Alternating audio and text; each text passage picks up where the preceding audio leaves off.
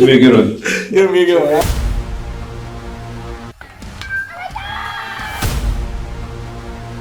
Definitely a different type of process.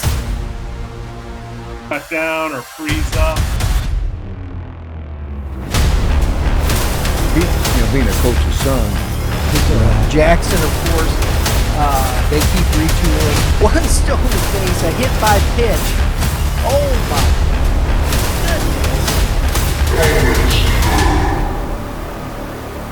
Hey, welcome back to Baseball 101. We are continuing with Kevin Moulder today. He's not getting away today without me saying the guru. We're just going to open with the guru today. So I skipped last episode. There was no talk of snow cones or gurus. So although I may self-proclaim myself as the guru of snow cones, I don't know what it takes to be the guru. Maybe Kevin can explain how he got the name. But nevertheless. You can let Brian just keep that name for me. That is fine. That is something that Brian decided to drop on me. Not that I don't already have enough targets on my back at times. So no one ever questions. No one questions your rankings or your opinions ever. Never. Except for the fact I did last week. It was after the show. But questioned, it was more of a conversation. Conversations. It was all healthy. It was positive. I mean, it's all good things. There's a lot of good players. So where they fall. I always take it as a positive because it just means people care. And I certainly understand that. And people are very invested and emotional over these things. So it makes sense. My favorite thing to do is I tell everyone, like, you get a group of baseball guys, whether that's the head coaches, in our state and a guy like you and whatnot. And if everyone was given a list of the players, everyone's list would look slightly different. No one would have the exact same list. So no, it's an educated opinion. Yeah, and some of the coaches, people perceive things differently. There's some coaches I would put more validity in their rankings than others. There's some people like you that obviously see a lot more than others, so it's fair to defer to your guru nation of knowledge. I don't even know what that meant. Like to say, remove yourself from your son or your players from the rankings, and then tell me what objections you have is another, because usually it's just an emotional attachment. So that's what. Anyways. When you had my son down the list, I didn't like you at all. So I appreciate you. Put him at 1. I mean, I'll send you the check later. But anyway, no, he did not. Just some of you like, that's why he was 1. I know. That one came through for me. He ended up being the top player drafted in the state of Missouri. And I think that's back-to-back years we've had our rankings match up with the draft. It'll be I'm curious who your one's going to be this next. I know there's a couple names, and it's going to be – you may miss on this one because there's some options that legitimately could go either way. This year's going to be really tough because I hate to put a number on this, but there's a couple kids that stand above a group of really good players that were, are going to be heavily scouted by professional baseball this spring. And I'll just not drop their names. Jordan Martin, Tyler Wood, Sebastian Norman, Caden Cloud are 4 kids specifically that, everyone would have, maybe put a little bit different order in. And I like certain things about others. And it's a close call, but we got some really talented players. And then there's a whole nother group of guys that are right behind them. And, health comes into question on a couple of others. And it's a challenge. It is a challenge. But this year's class, the 25 class, is really strong this year. Yeah, and those top 4 guys, I mean, I've seen all of them play. I saw Jordan and Tyler. Saw Caden. We played against Caden a couple times. And we saw Sebastian Norman down. We played him in Columbia last year. So I think, personally, I like Caden Cloud probably 3, and then Sebastian 4, and then Tyler or Jordan. Oof. That's a coin flip. Tough. What's your flavor, right? Yeah, and I think Jordan's probably more projectable with the size, but I love the way the ball comes out of Tyler's hand. So Yeah. you're 2 for the last 2. We'll see if you get the third one. But I wish you could see, like at school, after the rankings come out, because I get that. I get when they come in and, can you believe that kid's ahead of them? Or can you believe that? And it's not about them. It's like, can you believe that Jackson Vaughn's not higher? Can you believe that Brady Tanner's not higher? And I'm like, I know that guy's clueless. I'm like, what gets really challenging, and Brady Tanner's the perfect example, and I don't mind using him because I think really highly of Brady. Oh, And he was a future yeah. gamer, great player. He is. We actually had our national conference last week, and we had this discussion when we were talking about scouting. Is how do we rank a kid that we think is going to be a great college baseball player versus the kid that might not be a good college baseball player, but is more of a professional prospect? Maybe that 6'5" right-hander that struggles to throw strikes, but throws like 91, 92, Yeah. and is going to throw harder, versus a kid like a Brady Tanner who's produces, knows how to play, and is a really good player, but might not. You don't necessarily look at him and say, oh, that's going to be a kid that gets drafted out of high school. I don't think anyone would think Brady Tanner is a kid that's going to get drafted out of high school. If that kid makes it, it's because he produces in college and has to show over and over and again he's a high producer, and then will finally get recognized, versus the kid that, as you know, and I'm just using this as an example because these sometimes happen, is that 6'3" to 6'6" right-hander or left-hander with big-time projectable stuff that maybe struggles from a results standpoint, where maybe the kids say, oh, that kid sucks, we beat him, he didn't even get through 2 innings with us. Some of the times those guys end up in about double or triple A 3 or 4 years later because they figure something out and boom, they're in the big leagues. That's a real challenge, and I understand, and there is no right and there is no wrong when you get into where do you slot these guys. And for every comment they make, they're not necessarily wrong. It's just there's another perspective on it, Do you remember Zumwalt West kid Joe Boyle? Of course, yes. That's a perfect example. I'm not being – in districts, Eric Goff didn't throw him because he struggled to throw. He would walk and walk and walk, and he's in the big leagues now. So trying to if you're putting a ranking on that kid compared to a Brady Tanner that's a consistent contributor, that's a solid high baseball – that's a tough conversation because you look at Joe Boyle and go, wow, if he could just tweak and figure something out, he could be in the big leagues, which he did. Yeah, and just for like an objective standpoint, I would personally rank Joe Boyle ahead of Brady Tanner based on the potential. Also realizing there's a chance that pitcher, never pitches an inning in college baseball or has a 10 ERA, and those guys, that's the thing that comes up the most often with doing these rankings, and it is certainly a challenge. And I understand people's frustrations or questions when they look at it and say, well, yeah, this guy had a 6.5 ERA. Yeah, that's true, but he could also be a big leaguer one day. Not saying he is, but there's a potential of it. And that's what I think the kid from Suckman, I told you, oh my gosh, Bradford. Is it Bradford? Ryan Bradford. Great. Yes. I mean, I'm not exaggerating when I told you. I mean, last year, the kids we played against, I thought he was the best prospect I saw. The kid was unbelievable, and I think at the college level, he's going to have a tremendous career, and if he keeps developing, he could end up getting drafted. I mean, I was impressed with the kid, and I saw him 4 times. But there's a lot of other kids. There's just a lot of talent in Missouri, which is a good thing. Now, what we're actually talking about today, which had nothing to do with the first 9 minutes of us talking about whatever, which is fine, is recruiting, and specifically kind of the steps that you need to take. Because what I found with the high school kids, I teach a class where I go through recruiting and work with the athletes, and a lot of what I do, just from talking to them, they don't know the resources, they don't know the processes, they don't know what official versus unofficial, they don't know, no one really educates them.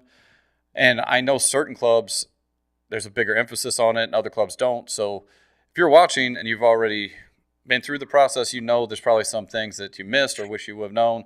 So we're just going to try to go through and answer some of these questions and give you kind of a timeline of when to get things done, what to look out for, and those things. And like we talked about last week, I mean, like we were talking about, Ryan Bradford has had to readjust where he's going to go because of the limitations with rosters and like there's just a lot that's going in. So trying to really understand how to be seen, the recruitment process and all that.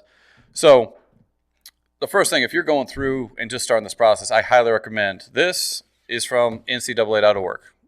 It has everything in it you want. It's the college-bound, the guide for college-bound student athletes. It goes through everything that you need. But if you're thinking about playing NCAA baseball, go to NCAA.org, download it, look at it, sit down with your parents. If you are parents, sit down with your son and go through that because it has a ton of information. But then you also need to understand what's in there. But one of the first things in there, if you have not done and you are wanting to play D1 baseball, D2 baseball, you want to play NCAA, D1, D2, D3, you have to go through the eligibility center. The NCAA eligibility center, which is different than, I don't know when it switched from, what was it, the clearinghouse at one point. Kevin? NCAA clearinghouse. Yeah. Now it's the eligibility center, and you have to be approved through them to play NCAA baseball. You have to have your amateurism eligibility or certified, and then you have to pass all their requirements, which we're going to go through some of those. But the first thing, if you have not done it, go to NCAA.org, the eligibility center, and you set up a profile page. It's free. The first one, like your freshman year, 8th grade year, whatever, set up your profile page. That's kind of the starting point, the first thing you need to do if you're thinking about playing college NCAA sports. Whether you do or don't, it's free. It does not matter. Now, later on, when you start getting recruited, you have to pay for I forget what it's called, but the paid version. Do you even know what it's called, Kevin? That certification account or eligibility account? Whatever it is. It's $100, but that's when you start getting recruited and you know you're going to go NCAA, it's worth it because when you go on recruiting trips and stuff, they will ask about that. So the other resource that I highly recommend, me and Kevin talked about all the JUCOs kind of in the States. That's just Missouri. We talked a little bit about Kansas. There's a ton more, John A. Logan, and some great ones in Illinois.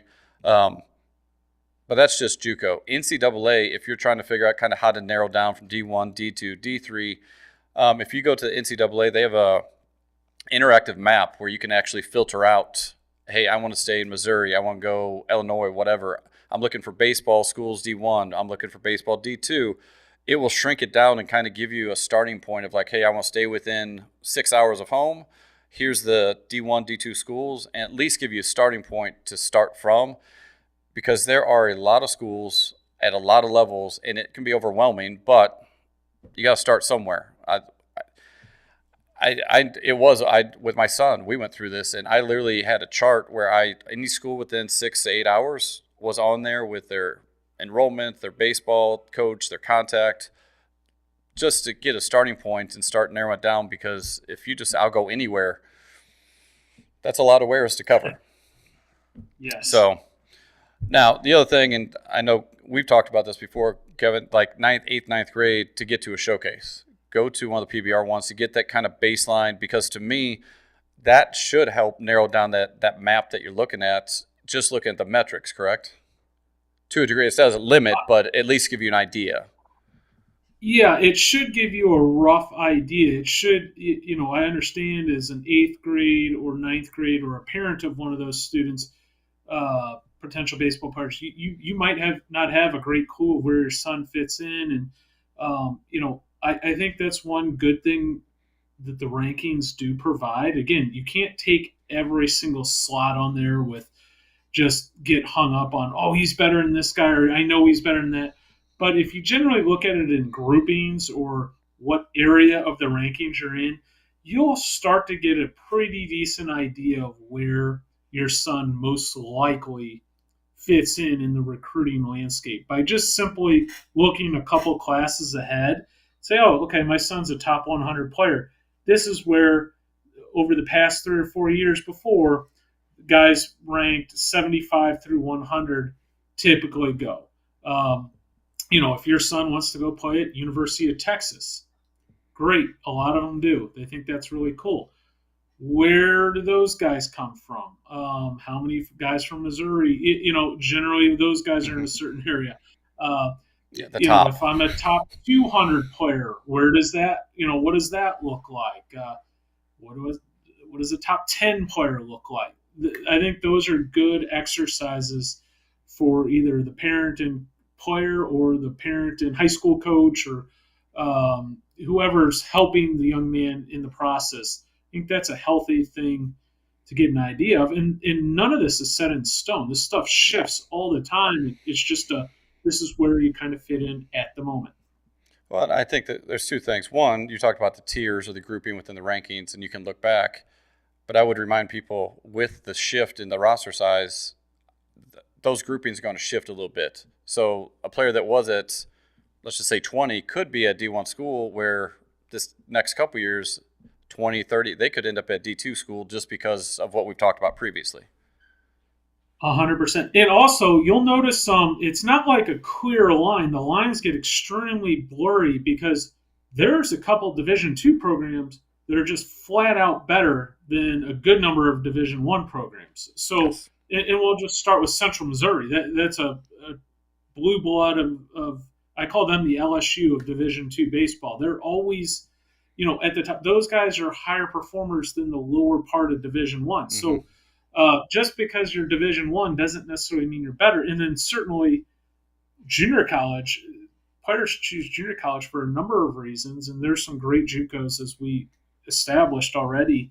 And you'll see junior college players pop into the rankings at a fairly high level, so even ahead of some of the Division I commits. And that's, so it's not necessarily a perfect or firm line. There's definitely some blurriness to it. And the other thing you said, that's where it's a snapshot of what they were on that day. Yes. It's one thing you can look and compare kind of in this moment in 8th grade, 9th grade, this is where I am. But there's a difference between a kid that's the next time they go to a showcase, if they're still at that kind of the gap between the top and them or wherever, that they stay on that plane compared to a kid that maybe their metrics were down here and all of a sudden they made a huge jump, then you can reassess. I think that's another reason it's good to yearly have those events to kind of check in and go, look, okay, my bat speed's slow or whatever, go work on it for a year, go back and see if there's growth. Because if you can get a lot of growth, whether it's speed, strength, whatever, you can jump up and start moving towards the top. You're not set in stone just because in 9th grade you're not the top tier. And you know this better than anybody. I think it's fair, and I think you would say this as well, and I'm certain that he wasn't. Titus was not in a top 10 in the state as a freshman, and it wasn't because of skill. It was physically he wasn't strong as some of these other kids that were supposedly better than him because they could hit the ball further or harder, throw a little harder, etc. But those kids were early developed kids, and they were about who they were at 15 years old, while Titus got significantly better physically each and every single year and blew past those kids. And it's not how you start the race, it's how you finish it. No, and I think, and we've talked about it before, I'm glad that coaches don't have to do it to junior year. But I will tell you, the coaches that were really good at projecting when they were young, I don't know if I've ever said it before, I don't know if I've told anyone, but Steve Beezer, when he recruited Ty, we were in the weight room up top, and he looked at me and he looked at Ty, he goes, by the end of your career, you'll be the number one player in the state. That was before, after his freshman year, that was it. And he was dead on with, he was able to project. I think Beezer did a great job, and he did it for a long time, and he's still having success. But some of the elite coaches, you have to project younger kids and know what you're looking for. They don't have to as much anymore just because of the rules, but that's extremely difficult to do, to look at a kid, because Ty was very undersized, and at the time all he could show he could bunt, and he was athletic. But it's a tough process, but nevertheless, besides the showcase, the other thing that I would highly recommend doing, get honest feedback from someone you trust, from a coach. Sometimes parents look at their player or look at their son and go, hey, this kid's D1, this kid's D1, because they don't understand the bigger picture and kind of what else is out there. So to go to a coach like Coach Perkins, been around for, I won't say how long. He coached me, though, in 1991. So I put that in perspective. I've known Perkins since 1991. That's a long. So good for us. One thing I'm going to jump in on this. If you find yourself, and Coach Perkins is a great example of this. I've been around him and have coached his sons and know that he is not this guy. If you're around a coach that only tells you how good you are, or an advisor or an instructor that only tells you how great you are, that's not a good thing, in my opinion. No matter how good you are, you have to be around someone that tells you what you need to do to get better, or how to challenge you. And Coach Perkins certainly, he's going to give you a pat on the butt and tell you good job, but he's also going to give you a list of things that you need to do better. And I think any coach that does that is one that you want to be around, in my opinion. And those are the coaches. Those are the from the club side to high school side, whoever.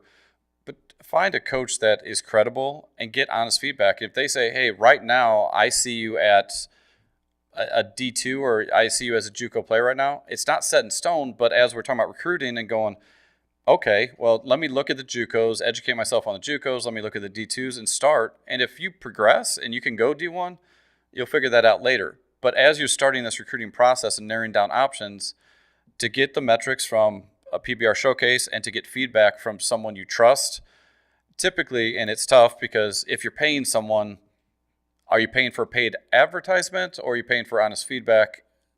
But that's for you to figure out, because it's tough when you're paying your hitting coach over and over and he's like, dude, you're D1. Well, yeah, but are you, or are you just paying him a lot of money to say that? And there's such things as being a Division I hitter, but not a Division I player. As you know, there are D1 hitters out there that can't play Division I baseball. And what I mean by that is, when people go back to the rankings, like it's more than hitting. You have to, if you're going to play in the Southeastern Conference, you better be a plus defender. Talking about positional players, like there's a certain level of athleticism that is required to play in the SEC. Now, sure, there's 1 to 5 hitters a year that play in that league that are kind of the DH mold, that are going to hit 23 homers, and usually they're transferred in and whatnot. But for the most part, all those guys are extreme athletes. Yeah, and you look at Pierre, that's at Mizzou, Nolan Cissell, that's going to be there. Versatile, can play multiple positions. Like, these are guys, they're not Leo Humbert. I mean, he's an athlete. Like, these are guys that have the ability to do a lot of things, and it's just not offense. So, right, big picture. So we got, obviously, get feedback. The other thing I would highly recommend, academically, you've got to get things in order. So just so you know, and we had the situation not too long ago with the player, not his fault, but a lot of high school counselors don't know the N.C.A.A rules, so they just sign you up for classes. You take the classes to graduate, but there's a big difference between a core GPA and an overall GPA. The N.C.A.A only cares about your core GPA. So just so you know, and I'll let Kevin kind of talk more about this, but for D1, your core GPA has to be a 2.3. For a D2, it has to be 2.2. Kevin, you want to kind of explain a little difference between core and non-core GPA?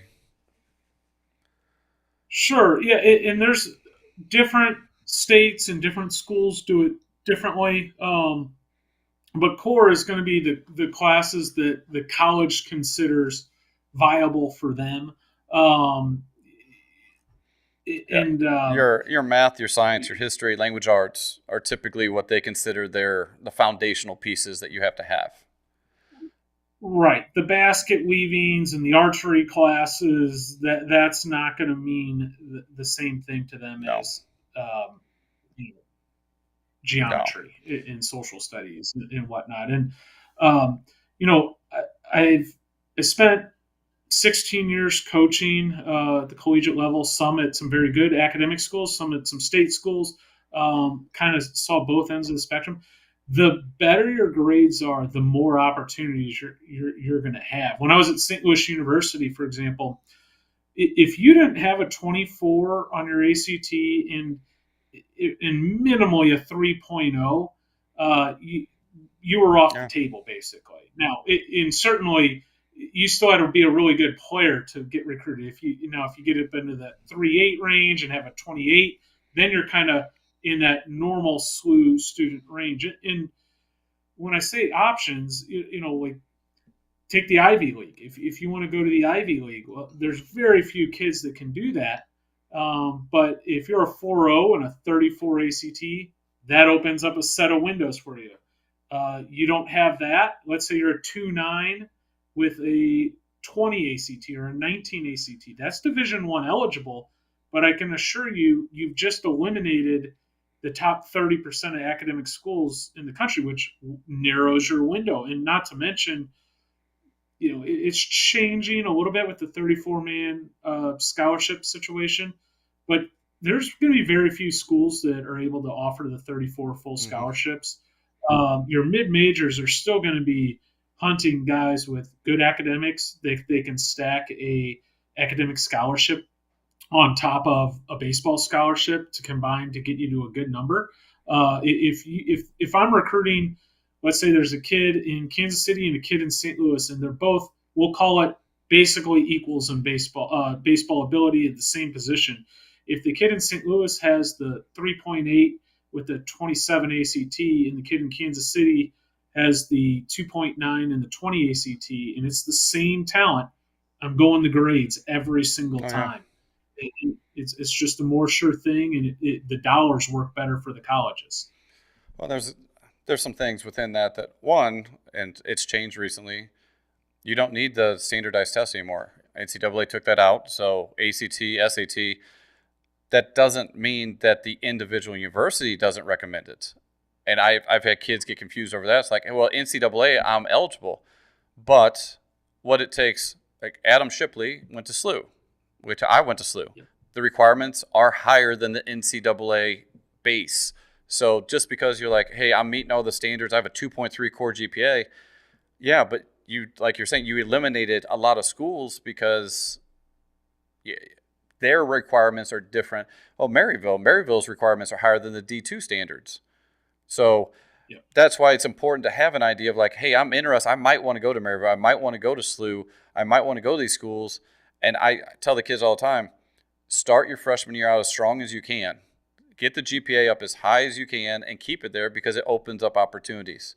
As the GPA drops, you now eliminate schools, which there are opportunities, and that's where junior college, if you have struggled or you weren't disciplined early in your career, or N.C.A.A., which we may get to in a little bit, talking about that. If not, we will next time. But there's options. But the longer that you can keep those options open, the better you are. You'll find the best fit when you have more to pick from. 100%. And it's a sliding scale. If you're one of these top 10 ranked kids, if you're left-handed and throw 93 and are 6'3", you're going to get every opportunity in the world. But if you're like the 99.9% of the other kids, this stuff matters a lot. Oh, yeah. The other thing I will tell you, and I did this with my class it doesn't matter. You don't know what day it is, and I don't know when you're watching it. But recently, I sat down with my class, sports enhancement class. The kids all wanting to go play in college. Make sure the classes that you're taking at the high school are accepted by the NCAA. They have a link on the NCAA.org site. So, for example, at Francis Howell, we clicked classes not taken for their core, like journalism wasn't taken, newspaper wasn't. Like there were some things that people assumed, oh, that should work because it's an ELA credit. It doesn't. And that's why it's good to know and do your homework and stay on top of these things, because the last thing you want is your senior year, you turn in your transcript to the eligibility center and it comes back that, hey, they don't take 2 of these classes because no one checked. The counselor doesn't know. So use the NCAA.org website. There's a ton of resources on there.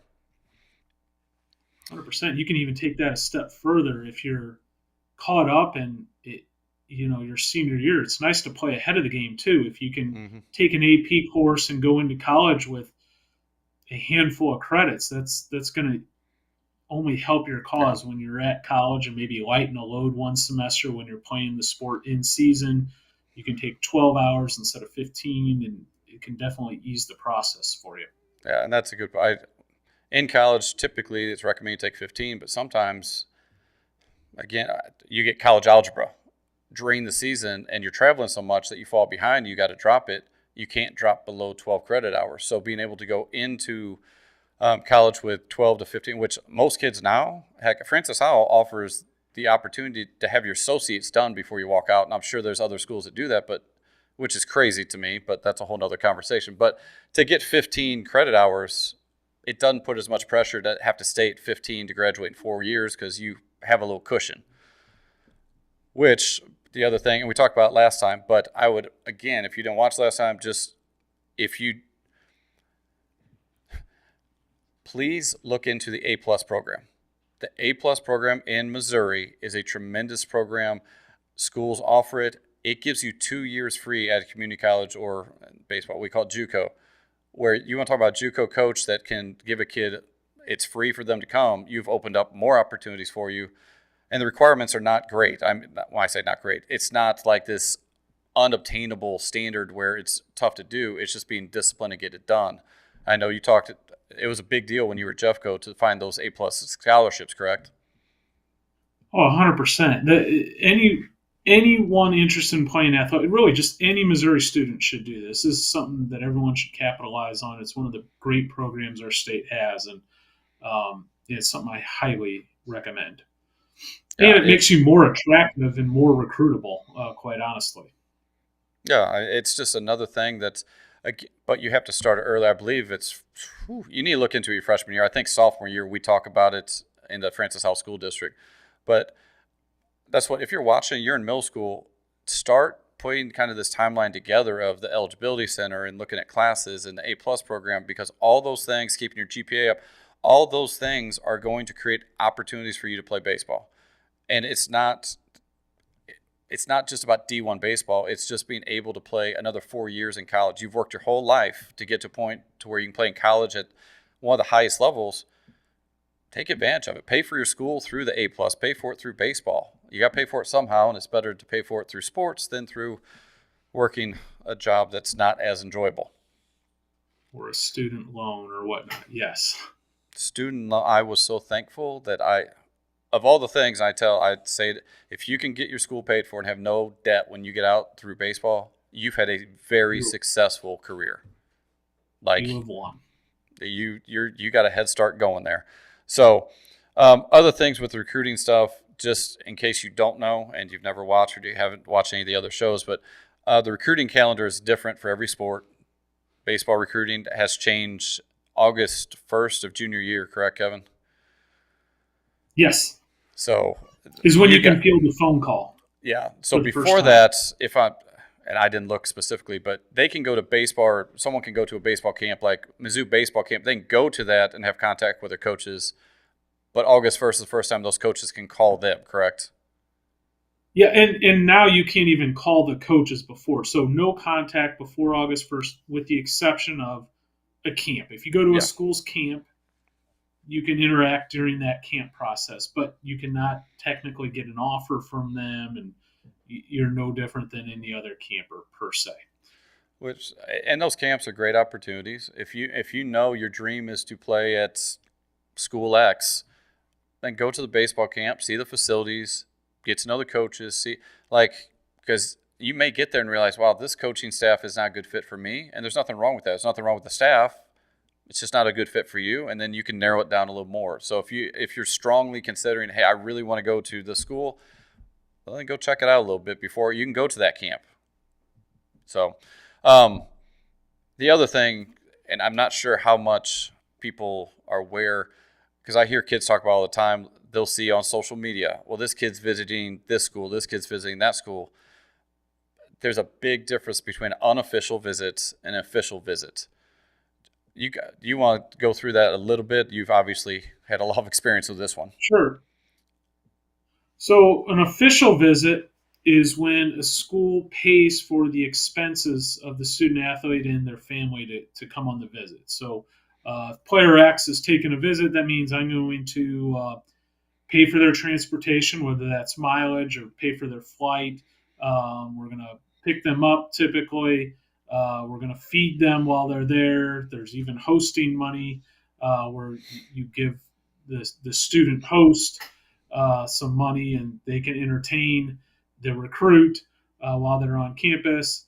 That is an official visit. An unofficial visit is everything I just said, except for no expenses are covered. They can still come on the visit. The only thing that could be provided is, if there's a football game or a basketball game or a volleyball game, there can be complimentary tickets to those on-campus school events, but there's no reimbursement for expenses. That's the main difference. And just because you got an unofficial visit doesn't mean that's a bad thing.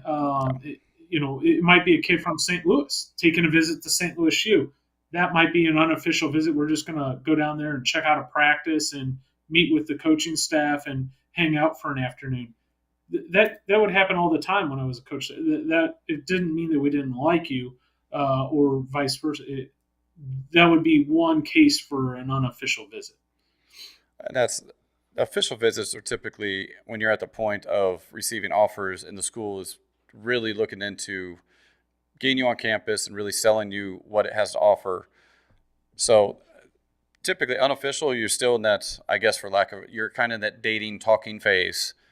Official visits more serious and you're starting down that path towards engagement, for lack of a better word. And now, official visits have kind of turned into the reward right before signing. A lot of kids are already committed when they take their official visit. A lot of schools will bring them in, the fall before signing time and bring all their commitments in on an official visit and, cater in and have the families and put on a show and show them everything. And it is kind of the start of their welcome to that school is kind of what it's turned into. So there's also, and we use the word commitment a lot, but there are different types of commitments. You have the verbal commitments, and then you have the actual letter of intent. You differentiate? Can you differentiate between those two for me? Yes, and that is rapidly changing. But a verbal commitment, I like player X. I call him August 1st. I'm his dream school, and I asked them, hey, do you want to come play at big school university? And they say yes, and they commit to that opportunity. That is a non-binding situation. That's a verbal agreement on both behalves. The player can choose to go to a different school, and I could choose not to give that player the offer, a year and a half later or a year and a couple months later, their senior year in November.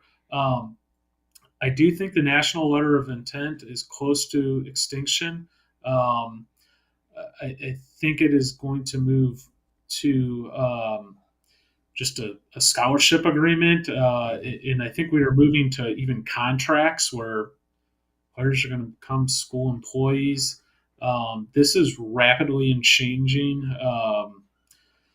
With name, image, and likeness, and the revenue sharing, the N.C.A.A. is, it's not the same place that it was 3 years ago, and I guarantee you today, 3 years from now, it won't be the same place that it is today 3 years from now. It is rapidly changing, so this is stuff that you just have to keep up with, and it can be overwhelming as a parent and a player, but I would advise you to trust your advisors at school, your club coaches, your high school coaches, and also just point blank ask these college coaches that are recruiting you where things are. You can't ask too many questions. The more information you have, the better. Yeah. And that's as of right now, and it may shift next year, but once you sign the letter of intent, that is the binding agreement where they are now locked in to give you the scholarship that you've agreed upon. Correct. Then, if I sign a national letter of intent, then I am locked into that school, and I cannot go to a different school without having to sit out, a year penalty, basically. Unless you sign at JUCO, then you can go sign at a D1 school. So, correct. The other thing, and you said you can never ask too many questions, is something I really try to get through the kid's head. Like when you go on, whether it's unofficial visit or official visit, when you're on campus, are there certain people that you should try to talk to outside of just the coaching staff, or are there certain questions that kids should really be looking to get a better idea of the program? Because you're dealing with a recruiting coordinator, which they're good at recruiting. That's what they do. But to get a better picture of the overall sense of the culture of the program, the school, like who else should someone look into talking to, or what questions should they ask? 100%. Realize this: the coaches are all usually great people, but a recruiting coordinator and the head coach and the whole coaching staff really that's their job, is to make you like them, to sell the program. So you're going to hear, it's not a lie, but a shined up version of what everything is. If I'm a parent or prospective player, there's two groups I want to talk to. I want to talk to the players, and I want to try to get them away from, maybe away from the park, or in a relaxed setting where I can talk to them and just listen to them. Sometimes it's not even questions, just listening to them interact with the teammates and whatnot. If you're around them long enough, you're going to hear Coach so-and-so is a real jerk, or the crazy things that we got to do, or, man, this is the greatest thing. Coach so-and-so really knows his stuff. That's stuff that I think is really important for the players to be around the other players. And then also, the area of academic interest that you have. I would get up on campus, and whether it's education or business or, science, whatever your area of study is that you're looking into, I would want to go meet with the head of that department and get a taste of what that's all about. Because at the end of the day, you are supposed to be going there for school. I would choose a school that you would be happy going to if baseball was not a part of the equation. Yeah. The academic piece, and typically, especially most schools, you have an academic advisor that will help you. And official visits, I know when we were down at Mizzou, the academic advisor met with all of us and kind of went through their spiel and all that. So you get to meet them. You're talking about players, which I agree, kind of getting them away from the influence of the coaches in that immediate area. But the other players, the players I really encourage people to talk to are the ones that don't play. Because the starters typically feel very good about the program, about the coaches, but how is the guy on a 34-man roster, how is player 33 and 34 treated? Do they feel like they're being treated fairly, they're being developed, or do they feel like they're forgotten about? So there's a wide spectrum of a starter, and typically the people that are hosting the players are happy with the program, or at least the coaches perceive they are. So trying to find some other players to talk to may give you a different perspective. 100% agree. 100% agree. But also realizing in the spectrum, on any team, there's always almost going to be, a handful of kids that are bitter or unhappy, and a handful that think it's the greatest thing. But that's where, getting to talk to as many of them as possible, and you'll just have to, form kind of your own opinion and feel for the situation. And that's where the conversations give you nothing more than information. You have to figure out the why. Former players are also great. Kids that have just recently graduated. And a lot of times that's where a club team can come in, play, or a high school coach can come and play. Yeah, I had a kid play for that coach or that school. He just graduated. Let's get you hooked up on the phone, and you can have a conversation. He can tell you a little bit about his experience, and he's graduated now. He's a proud alum, but he's more likely to kind of shoot you straight. Yeah. The other aspect, and maybe it was just my background, but I spent a whole lot of time with the training staff. I had some injury issues, but the trainers are the ones that are going to be keeping you on the field. And to get to know their personalities, get to know them, kind of their approach to preventative stuff, or is it like you're interacting with certain people all the time, from the academic advisors, your coaches, obviously, but your trainers at college, especially, JUCO, we were the trainers, so not so much, but at the Division I level, these are guys that the more that information you can gain on those visits, the better decision you can make. And if you feel good about every aspect of it, it should help, again, narrow down your choices and be like, this is a good fit for me, or this isn't. But don't miss those opportunities to reach out to and try to talk to as many people connected to that program as possible.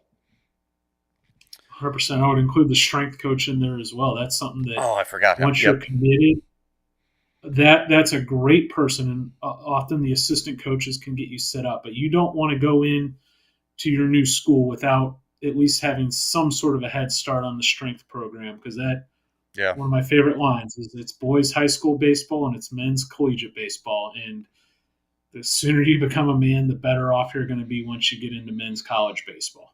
And with the strength coach, I can't believe I forgot the strength coach. Sorry, strength coaches. I'm a big advocate for strength. The other one that a lot of these schools have now that is important, the mental performance coaches, or at least asking, is there a mental performance coach or a sports psychologist? Because some schools offer them, some don't. Like, again, the more information you get, the better understanding of what they're trying to do, the better you're going to be. So, trying to think of other things that I had here.